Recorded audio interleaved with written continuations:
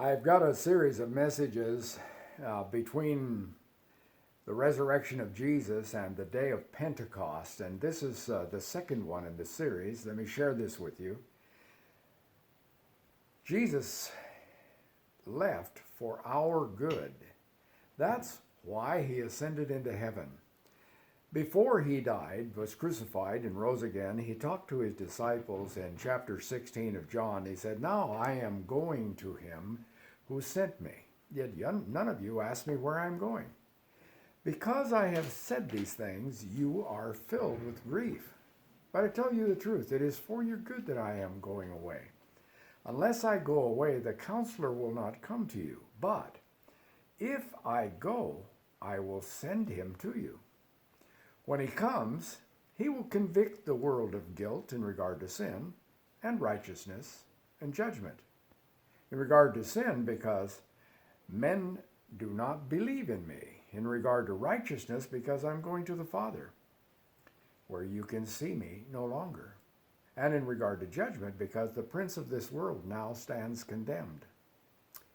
I have much more to say to you, more than you can now bear. But when he, the Spirit of truth, comes, he will guide you into all truth. He will not speak on his own. He will speak only what he hears, and he will tell you what is yet to come. He will bring glory to me by taking from what is mine and making it known to you. All that belongs to the Father is mine. That is why I said the Spirit will take from what is mine and make it known to you." Wouldn't it be nice if Jesus had just remained physically present so that you and I could go somewhere, maybe travel to Israel and hear him talk and preach and maybe even experience his healing touch? You know, if he'd have stuck around, maybe he could have had a call-in radio talk show, and it could have been worldwide, and any of us who had a question could have called. But he went back to the Father. Now here's a story we have. He left his purse to Judas, his garment to the soldiers, his body to Joseph of Arimathea, his mother to John, his peace to his disciples, his supper to his followers, his gospel to the world, and his spirit to his children. Jesus was specific about needing to return to the Father. On an occasion when he was at Jerusalem attending the Feast of Tabernacles, he said specifically, "I am with you for only a short time, and then I go to the one who sent me." After the Last Supper, when he was with his disciples, preparing them again, and such a beautiful setting, "Now I am going to him who sent me, yet none of you asks, 'Where are you going?'" And then, of course, this passage that we just read here from John chapter 16, verse 7, "But I tell you the truth, it is for your good that I am going away. Unless I go away, the counselor will not come to you. But if I go, I will send him to you." The first thing that I get out of this promise of Jesus is that everything Jesus did was for our benefit. That's why he said, "It is for your good that I am going away."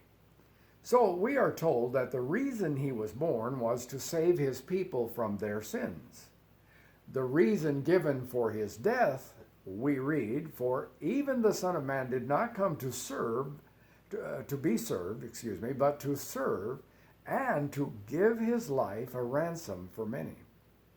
So he gave us this as the reason for his ascension. "But I tell you the truth, it is for your good that I am going away. Unless I go away, the counselor will not come to you. But if I go, I will send him to you." The second thing I see in this is that the ministry of the Holy Spirit is threefold. When he comes, he will convict the world of guilt in regard to sin and righteousness and judgment. John used the Greek word here, elegchen. It's kind of you don't have to learn that one and you don't have to throw it around, but it has several nuances of meaning. It can mean convince or convict. It can mean reprove. It can mean make the world conscious. Or it could mean to prove wrong. Oh, that's interesting.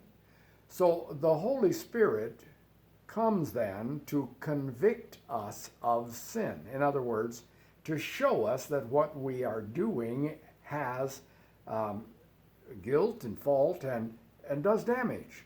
The second thing the Spirit will do is convince us of righteousness. In other words, what we think is righteousness is not what God thinks is righteousness, so he has to prove us wrong and show us right.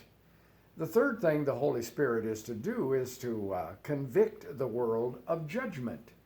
Oh, we don't think that a holy God, a God who is love, would send anybody to hell. He doesn't. If we go to hell, we would go there on purpose, of course. So somehow he has to prove us wrong. He has to convince us that he knows what he's talking about and his way is right. Now then, the Holy Spirit can seem like either a friend or a foe. It kind of depends on our response to God and to the Holy Spirit. You know, if it feels like that God is on your back, maybe what we need to do is just turn around. God doesn't want to run us down, run us over, chase us. He doesn't want to get us with a whip or whatever. We, like Adam, have a tendency to run away from him and hide from him. Turn around. God is a God of love. He wants to reconcile with us. So Jesus said that it is for our good that he left and that he sends us his Holy Spirit. If that's true, if it's for your good and my good, why don't we just go ahead and receive his gift? The gift of the person of the Holy Spirit. I think it's wonderful to accept God's gift with thanksgiving. Now, the Holy Spirit is God's equipment by which you and I can live well. That's why Jesus said it's for our good. He enables us to do the will of God, to love God the way we ought to, and delight in pleasing him, to love our neighbor as ourselves. Oh yes, but remember, he's holy. So you and I want to be careful not to do something that would be impossible for the holy God to live in his temple.